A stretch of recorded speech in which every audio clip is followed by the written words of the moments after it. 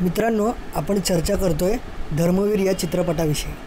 बहुचर्चित असलेला हा धर्मवीर चित्रपट याच्या दुसऱ्या पार्टची माझ्यासारखेच तुम्ही हजारो लोक वाट पाहतच होता, पण अखेर आता ती प्रतीक्षा संपली आहे। कारण 9 ऑगस्ट रोजी क्रांती दिनाचे औचित्य साधून प्रवीण तरडे दिग्दर्शित धर्मवीर 2 हा चित्रपट प्रेक्षकांच्या भेटीला येतोय। एकाच दिवशी हा चित्रपट मराठी व हिंदी या दोन्ही भाषांमध्ये संपूर्ण जगभरात प्रदर्शित केला जाणार आहे।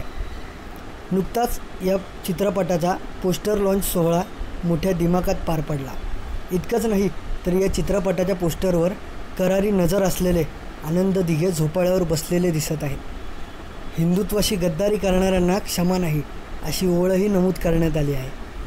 त्यामुळे कमालीची उत्सुकता दिघे साहेबांच्या अनेक चाहत्यांना या पोस्टरमुळे निर्माण झाली आहे। या सोहळ्याला मुख्यमंत्री एकनाथ शिंदे, बॉलिवूड अभिनेता बॉबी देओल, अभिनेते सचिन पिळगावकर, दिग्दर्शक महेश कोठारे आणि सुप्रसिद्ध ज्येष्ठ अभिनेते अशोक मामा म्हणजेच आपले अशोक सराफ देखील उपस्थित होते।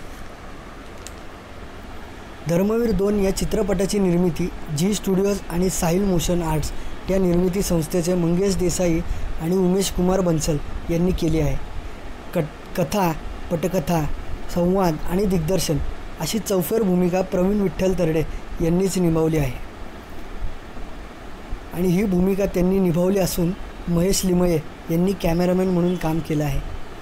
नोव्हेंबर महिन्यातच खरं पाहायला गेलं तर या चित्रपटाचे चित्रीकरण सुरू करण्यात आलं होतं, पण अवघ्या काहीच महिन्यात चित्रपटाचं चित्रीकरण संपूर्ण होऊन अवघ्या आता 1 महिन्याच्या अंतरावरती हा चित्रपट आपल्या भेटीला येतोय। धर्मवीर या चित्रपटातून स्वर्गीय आनंद दिघे यांचा संपूर्ण जीवन प्रवास मांडण्यात आला होता, पण दुसऱ्या पार्टमध्ये अशा अनेक गोष्टी राहून गेल्यात ज्या दिघे साहेबांच्या दाखवण्यात येणार आहेत।